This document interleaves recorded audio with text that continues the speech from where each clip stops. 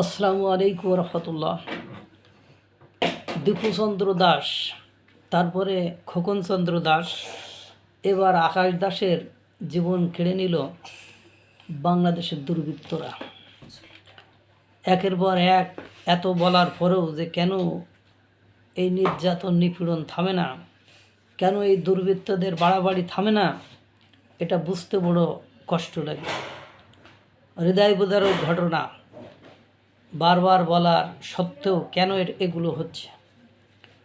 চট্টগ্রাম নগরীতে দুর্বৃত্তদের ছুরিকাঘাতে আকাশ দাস, তার বাবার নাম বাবুল দাস নামে এক সনাতনী যুবক নিহত হয়েছে। তিনি কারখানার একজন শ্রমিক ছিলেন। বুধবার রাত 8টার দিকে নগরীর সাগরিকা বিটাক বাজার এলাকায় এ ঘটনা ঘটে। এই যে মারা গিয়েছে, যা নিহত করা হয়েছে বা হত্যা করা হয়েছে যে আকাশ চন্দ্র দাস, তার বাড়ি হলো চট্টগ্রামের অলঙ্কার মোড় সংলগ্ন ধোবাপাড়া এলাকায়। পরিবার ও প্রত্যক্ষদর্শী সূত্রে জানা যায়, আকাশ দীর্ঘদিন ধরে সাগরিকা বিটাক বাজার মোড়ের একটি খেলনা কারখানায় কাজ করতেন। সহকর্মীদের দাবি, একটি চক্র বেশ কিছুদিন ধরে তাদের কাছে চাঁদা দাবি করে আসছিল। আকাশ সেই দাবির প্রতিবাদ করলে অভিযুক্তদের সঙ্গে তার শত্রুতা তৈরি হয়। ঘটনার দিন রাতে খাবার খেয়ে কর্মস্থলে যাওয়ার পথে তিনি দেখেন অভিযুক্তরা আরেকটি গ্রুপের সঙ্গে দ্বন্দ্বে জড়িয়েছে। পরিস্থিতি শান্ত করার চেষ্টা করলে দুর্বৃত্তরা তার উপর নৃশংস হামলা চালায় এবং এলোপাতাড়ি ছুরিকাঘাত করে। গুরুতর আহত অবস্থায় প্রথমে তাকে নগরীর একে খান মোড়ের আল-আমিন হাসপাতালে নেওয়া হয়। সেখানে অবস্থার অবনতি হলে তাকে চট্টগ্রাম মেডিকেল কলেজ হাসপাতালে স্থানান্তর করা হয়। যেমন আলিফকে মেতরপাড়ায় যেভাবে দুর্বৃত্তরা মেরে ফেলেছিল, তার পরপরই দেখছিলেন পুরো বাংলাদেশের আগুন ঝরে গিয়েছিল। পুরো বাংলাদেশের মানুষ এটা নিয়ে আন্দোলন করেছিল। এই যে আমেনা নামে একটি মেয়েকে আপনারা জানেন নির্যাতন করে মেরে ফেলেছে, তার সাথে সরাসরি জামাত এবং বিএনপির দুই দলেরই কর্মী সমর্থকরা জড়িত।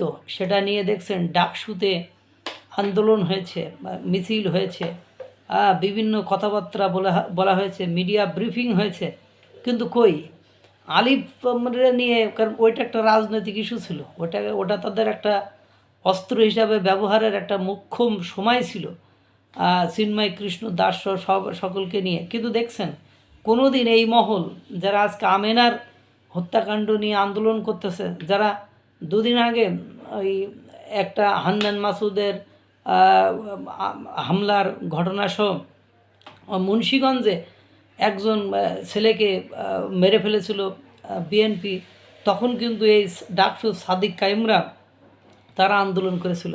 আর এই যে আকাশ দাস মারা গিয়েছে, পুরো মেইন স্ট্রিমের মিডিয়াতে আসেনি, তাদের নিয়ে কোনো কথা হচ্ছে না, তার নিয়ে কেউ আন্দোলন করছে না।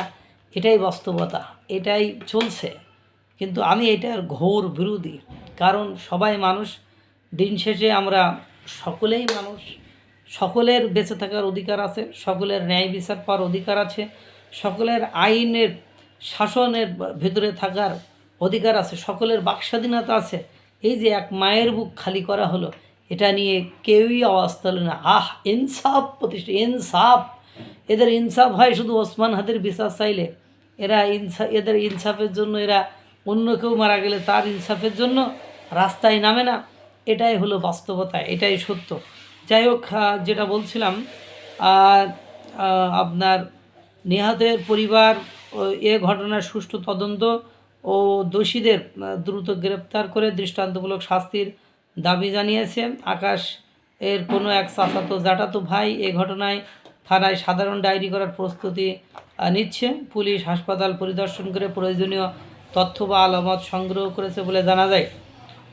এদিকে একমাত্র ছেলেকে হারিয়ে শোকে স্তব্ধ হয়ে পড়েছে আকাশ দাসের মা বাবা। হাসপাতালে সামনে ও বাসার আঙ্গিনায় তাদের আহাজারিতে ভারী হয়ে ওঠে পরিবেশ।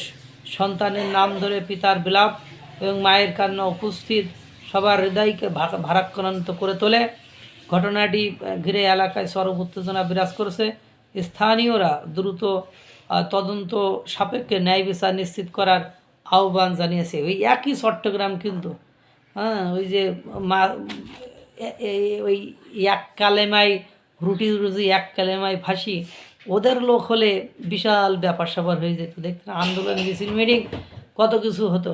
এখন কিন্তু অন্য দাসের, অন্য গ্রুপের, অন্য জাতের মানুষ বলে তার জন্য কোনো মায়া নেই, তার জন্য কোনো মমতা নেই, তার জন্য কোনো ফিলিংস নেই। হাইরে মানুষ, কবে তোরা মানুষ হবি, কবে তোরা মানবিকতা শিখবি, কবে কবে তোদের চোখ ফুটবে, কবে তোরা সুন্দর একটা পৃথিবী গড়ার জন্য সব হিংসা বিদ্বেষ ভুলে সুন্দর পৃথিবীতে বসবাস করবি। একজন হত্যাকারী, সে হত্যাকারী, তার পরিচয় হত্যাকারী, কাকে হত্যা করেছে সেটা বড় কথা নয়।